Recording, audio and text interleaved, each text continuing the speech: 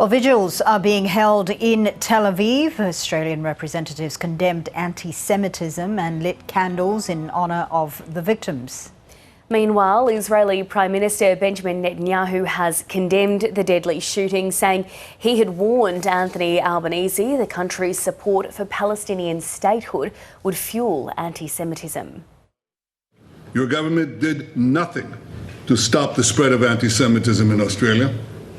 You did nothing to curb the cancer cells that were growing inside your country. You took no action. You let the disease spread.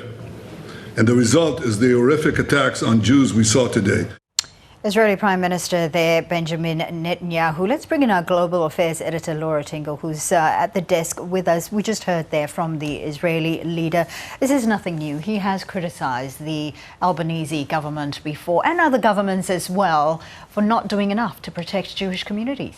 I think to his immediate claim that the government hasn't done anything. Now, obviously there can be a debate about whether it should do more, whether state government should do more, how you attack and stop anti-Semitism. But the Prime Minister we saw a little while ago pretty much on the defensive, but making a very assertive case about all the things that the government has done as a response, and as a response to the Siegel report into anti-Semitism.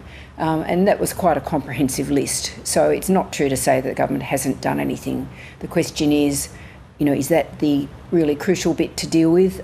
Is it about terrorism in terms of individuals? Is it in terms of influence from other places? It's a complicated story. We just heard there from Benjamin Netanyahu, obviously referring to Australia's decision to recognise Palestinian statehood as fueling anti-Semitism in this country. How do you think that is being received in Canberra?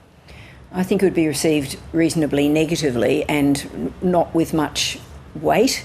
I mean, if you look at the trend in anti-Semitic attacks that is sort of monitored by Jewish bodies themselves, clearly they've been on the rise since October 7. Clearly they absolutely peaked last year, but they have actually fallen away.